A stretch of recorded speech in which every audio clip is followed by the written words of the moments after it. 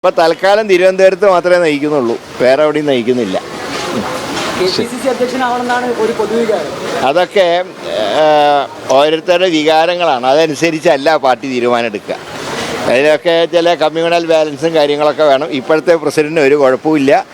20-ൽ 18-ലും ജയിച്ചത് അദ്ദേഹത്തിൻ്റെ നേതൃത്വത്തിലാണ്. അങ്ങനെ ഞാൻ പറഞ്ഞല്ലോ, ഒരു കൊല്ലത്തേക്ക് ഒന്നിലും ഇല്ല.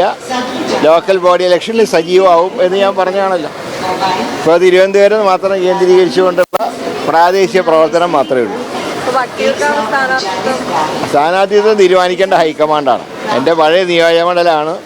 അവിടെ ഒരു എന്താ പറയേണ്ടത്, സംഘടനാപരമായിട്ട് ചില തിരിച്ചടികൾ കഴിഞ്ഞ കുറച്ച് തെരഞ്ഞെടുപ്പുകളിലായിട്ടുണ്ടായി. അത് തിരുത്തി പാർട്ടിയെ ശക്തിപ്പെടുത്താനാണ് ശ്രമിക്കുന്നത്. മത്സരിക്കണോ വേണ്ടതെന്നൊക്കെ പാർട്ടിയാണ് തീരുമാനിക്കേണ്ടത്. ഇപ്പോൾ സ്ഥാനാർത്ഥി നിർണയത്തിലേക്കൊന്നും കടന്നിട്ടില്ല.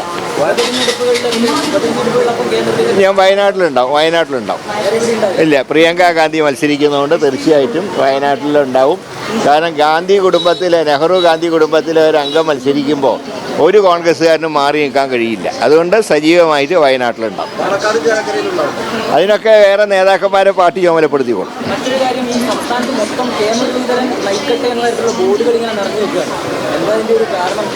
ഇപ്പോൾ തൽക്കാലം തിരുവനന്തപുരത്ത് മാത്രമേ നയിക്കുന്നുള്ളൂ, വേറെ എവിടെയും നയിക്കുന്നില്ല. അതൊക്കെ ഓരോരുത്തരുടെ വികാരങ്ങളാണ്, അതനുസരിച്ചല്ല പാർട്ടി തീരുമാനം. അതിലൊക്കെ ചില കമ്മ്യൂണൽ ബാലൻസും കാര്യങ്ങളൊക്കെ വേണം. ഇപ്പോഴത്തെ പ്രസിഡന്റിന് ഒരു കുഴപ്പമില്ല.